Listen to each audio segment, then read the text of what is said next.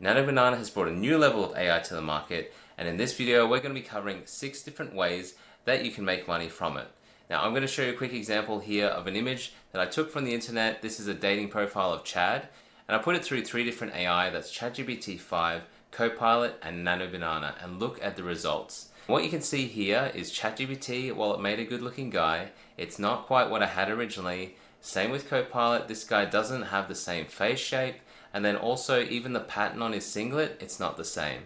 But take a look at Nano Banana. It's got the facial structure, it's managed to duplicate the pattern. I mean, this could be the same guy. It's hard to tell, but it's also done some nice things with the lighting. I just really like overall what it's done with this image. It's also kept the same ratio. This is just a taste of some of the stuff that Nano Banana can do. We've got 6 different ways that it can make money, and I'm going to show you exactly how. Let's get started. So first of all, Nano Banana is actually Gemini 2.5 Flash image. And this model is getting so good at being able to translate text into image. So this is what the dashboard looks like in Google AI Studios, but there's a few different ways you can access it. By default, it's got the text here, generate an image of a banana wearing a costume. If I click run, I'm just going to let it load. The other thing about Nano Banana is it's really fast. But if you look at this image, it's quite a clean image. It's done it really fast, and it's got deeper levels of understanding in terms of the lighting, in terms of the focus, in terms of the size and shaping of things. Now there's a few ways you can access Nano Banana. The first, like I've shown you, is through Google AI Studio. Another way is through LM Arena, and here you can use it for free. You don't actually log in, and once you've run out of credits, you just do a refresh and you can start all over again. And the third is through OpenArt.ai. And here we can switch between different image and video models. Google's still in the process of sorting out the aspect ratio, so when you come to a platform like this, you get a choice for the output. That's really helpful when you know the kind of output that you want from the image. Make sure to give this video a like. It helps my workflow to know that you're a human. So let's go back to our original image. The first one we're going to talk about is dating profile optimization. Now on its own, it might not be worth a huge deal of money, but if you're a dating coach and you're able to offer this with your package, just think of how much more that elevates your status, because not only can you help them with their actual game, you can even help them with their looks. Plus, this is a great way for you to be able to see what your students can look like in different outfits, be able to test different hairstyles. Like, there's so many applications that dating coaches could use this for, or even just general people, that this is hard not to take advantage of. When you look at these 3 models, it's clear to see that Nano Banana has been able to capture the essence of his body, Chad, and it's also been able to replicate his clothing the best. Now let's go to the next image where I've optimized his profile. Let's just call him Dave.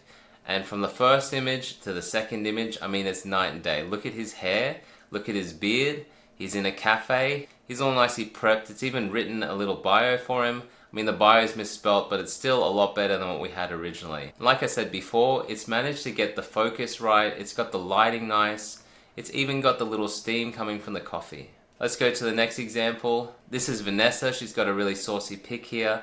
I thought I'd have fun and get her to be in a professional setting. So this is Vanessa at her office when she's all dressed up. Look at the difference there. So it's managed to capture her face, her glasses, and imagine what she might look like in office gear.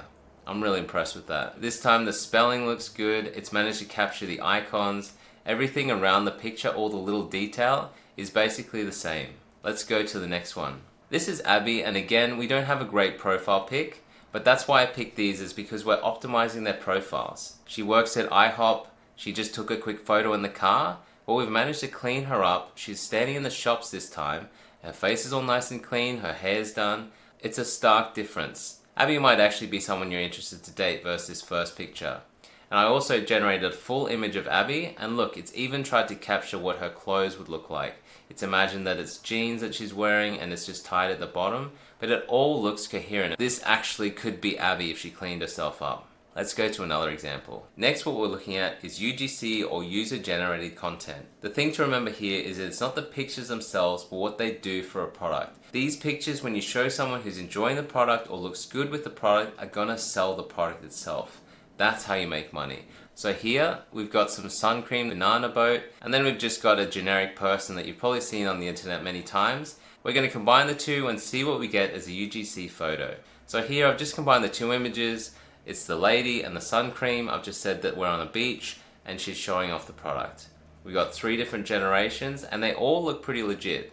They do have a little bit of that AI feel, but overall these would pass as UGC photos. What is amazing about Nano Banana is you used to have to go take these photos, process them, and then you'll be able to share them. But now it just takes a few little words, chuck it in, and it's done within a few seconds. It is truly crazy where we're getting with AI. This next slide is going to show you the power of Nano Banana in terms of character consistency. Now we're looking at Jessica Alba here. She is one of my childhood crushes. So all I did in this first photo is I asked that Nano Banana make this person look into the camera seriously, and this is what we get. And then the next one, I said to look to the right. And if you look at this detail, I mean, I know Jessica Alba's face from the side. I know that that doesn't look exactly like her, but all it's got is to work from this image, and somehow it's understood that this is going to be somewhat her profile as she turns her face. I just think that's crazy when you think about how far AI has to come to understand how an image is going to look from a different angle. But here we are, this is where AI is at today, and can you imagine what it's going to be like in a year's time? Let's go to the next one. So the next one here, you can see the original, this is a model, she's wearing a dress. The dress has a lot of layers in it, a lot of detail. So what I did was I asked that this model look at the camera, show a different pose, and be in a model type of setting. And it's done all of that together in one image. So you can see the background's changed, it's even got the logo in there. It's managed to keep the same detail. I mean, her face looks like it's the same person, it's got the same waves in her hair. There's so much about this photo that looks like you've just taken her, the actual model, to a different place.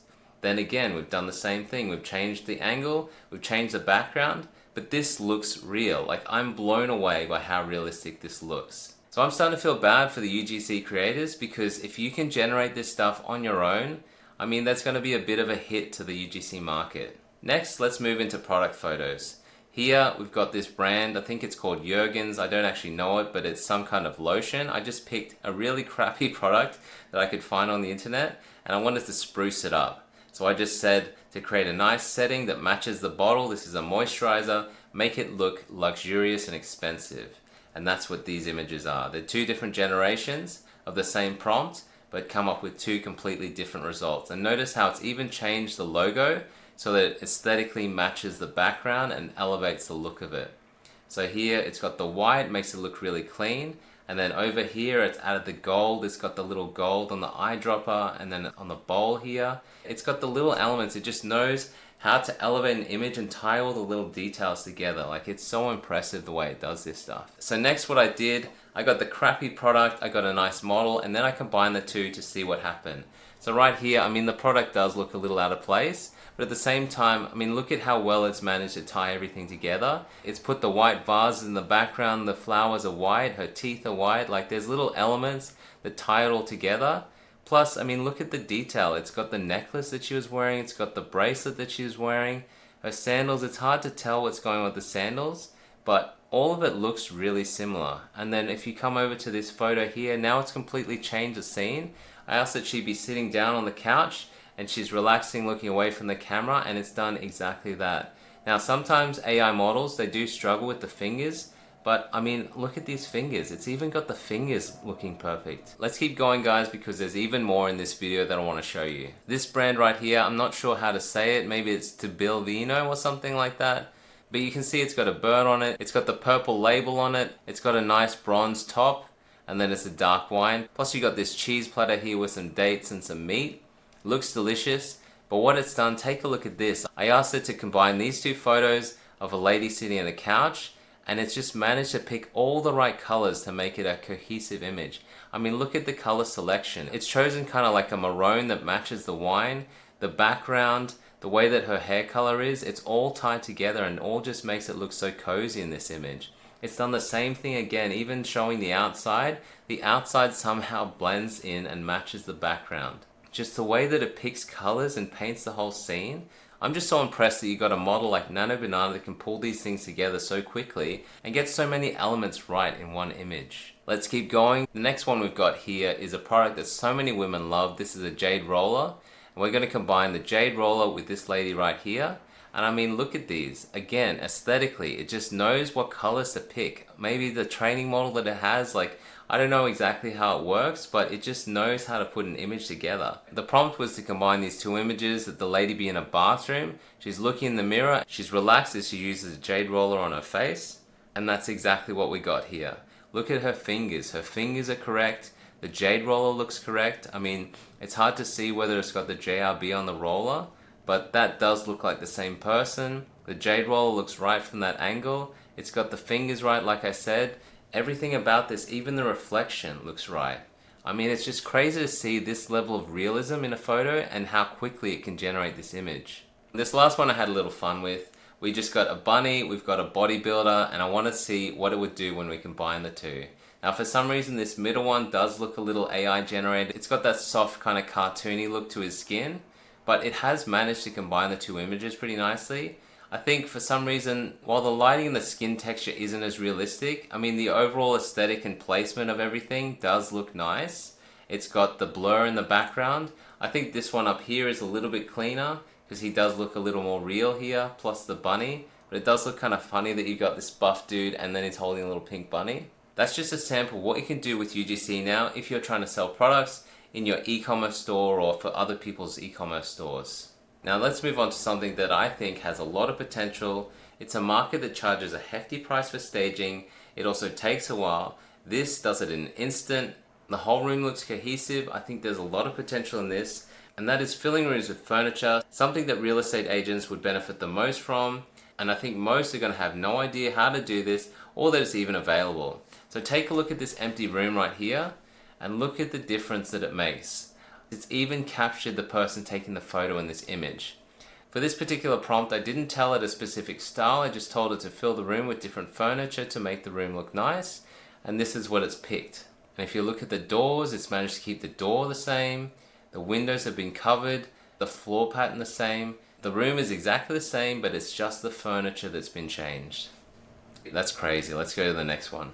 Next, we've got a kitchen. I pretty much use the same prompt. Update this kitchen and fill it with furniture, and look at that. It's kept the lighting the same, kept the door the same, but then in the middle you've got a beautiful couch. It's even put chairs behind the counter. You've got little plants next to the sink. It's put another few plants, a nice light and flowing curtains here. See this bookshelf? Even the way this bookshelf is placed really frames this picture. It's just done so well to understand how to fill this space and the right kind of furniture to fill it with. Let's keep going. So now we're in the kitchen, and what's difficult about the kitchen is that you have appliances, and we don't want the appliances to change, but everything around them we do. And if you look here, it's kept a very simple design. It's added some curtains, it's added the frame here, some plants, it's added a little salt and pepper shaker. These chairs here help to elevate it, plus a little blanket here. It didn't do much to this photo, but it's made it look a lot more homely and a lot more like someone actually lives here. And now that I look closer, it's actually added a little bit over here, which I think is interesting too. So here's the last one, and I think you can agree that it's really elevated the look of this room. Now there's a couple things about this photo that I don't like, but let's go through it. So first we start off with this room here. There's some kind of black spot up on the ceiling. It's actually got a wooden door, whereas this one it's got part wood and part glass. Now here's where things get interesting. You can see this room right here is one way, but then when we look in the mirror, we can see there's elements of the stuff in the mirror that aren't real. So here, these little ottomans for some reason don't really exist in this room. You've got a chair in the back here that's not actually here. You've got another lamp here, which has just disappeared. And then there happens to be a door that's very similar to this one, just next to this wall. So it's taken a few liberties in this photo, but even still, this is just the first prompt that I typed in. It's done a pretty good job. You could definitely refine it if you see things like that happen. Now let's keep going. Next we're going to talk about merchandise. Now companies love merchandise. Sometimes you just want to get an idea of what a product can look like without necessarily having to buy the stock. And so this is one of the easiest ways, especially if you're just starting out and you want to know what your merch is going to look like or what kind of merch you should even have. This is where you chuck in a prompt. So all I did, I picked a cool looking logo. This is for Craft Brewery. And all I did was ask Nano Banana to create a merchandise package from this logo. And take a look. I think this is so cool. Look at this hat. I mean, everything here is just themed so nicely. And it even knows what kind of merchandise you'd want if you had a craft brewery. Look, it's got a beer glass in the back, coasters, pretzels, it's got a bottle opener. Like, I mean, this just looks so nice. It's better than anything that I could have come up with, especially in the 5 seconds it took to generate. The colors, the theming, the type of merch, like it all just works together so well. I almost don't even want the merch, I just want this picture because I think the picture looks so cool. Let's keep going. Here I'm not really sure what this logo is, I just picked a random logo. I told it to generate some merch, and this package here makes me feel like it's some kind of car or maybe electronic. You've got a key fob here, you've got some stickers, I mean a cool frame. I like this bottle. Like everything here, it just looks like it goes together. Maybe there's a pair of wireless headphones in this case. But it just seems to have a really good understanding of the shape and how it's going to sit on top of an object and the kind of colors that it's going to have. Like it's just really mastered image generation. Let's keep going. For anyone who's got a crypto wallet, I'm sure you know about MetaMask. I did pick a logo that was a bit blurry, and I'm amazed again because it's managed to clear up the logo, it's managed to pick a really nice package. This is a crypto wallet, and look at that, it's got a hard drive here, it's got some business cards, maybe that's a little crypto key or something, it's got a mug, a hat, like everything here, a mouse pad, like everything here is the kind of products that you'd expect from a crypto wallet. Plus I did another generation because I thought that was so cool, it's done the same thing. Actually these things are called ledgers, aren't they? So yeah, it's generated some ledgers. I'm not sure what that, is that a wallet? Yeah, that's a wallet, a mask, a cap, that looks like some kind of mouse pad, like it's all based around computer stuff, you know, that's so cool. Now what we're going to look into is thumbnail design. How well can Nano Banana understand a prompt and then create an enticing image that you want to click on? Let's take a look.